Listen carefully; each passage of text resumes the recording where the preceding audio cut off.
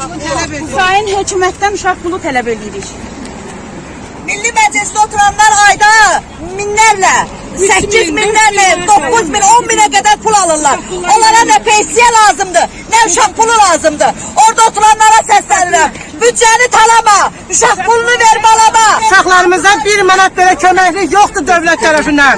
Ancaq yiyib talamağı bilirlər, axmaq danışmağı bilirlər. Bir dəfə də xalqın xeyrinə qərar versinlər, qeyrətlər olsun. Talayırlar. Seçki vaxtı düşürlər xalqın əleyağına. Millət acından qırılır. Qalxın, öz haqqınızı tələb eləyin. Öz ballarınız üçün qalxın. Ballarınızın gələcəyi üçün qalxın. Haqqınızı tələb eləyin. Taladın sərvətimi, aç koydum millətimi. Taladın sərvətimi, aç koydum millətimi. Taladın sərvətimi, aç koydum millətimi. Əşkər aparsan sən bunu, niyə aparırsan? Çünki deyirsən borcu var, o vətənə borcu var. İndi sən də borcundur ki, bu uşağa uşaq pulu ver, uşağı sağlam qidalandır, uşaq sağlam böyüsün də. Axı sən vermirsən onu.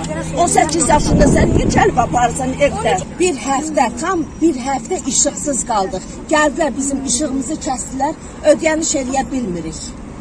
Nə var, hakimiyyət, kommunal xidmətlərin bol, qiymətlərin qaldırır.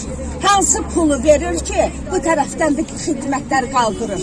Uşağım hal-hazırda xəstəxanaya yatırılmalıdır, mənim maddi imkanım yoxdur. Hara gedirsən, rüşvətxorluq, korrupsiya başalıb gedir. 90 yaş yaşayan orada Milli Məclisdə oturanlardır.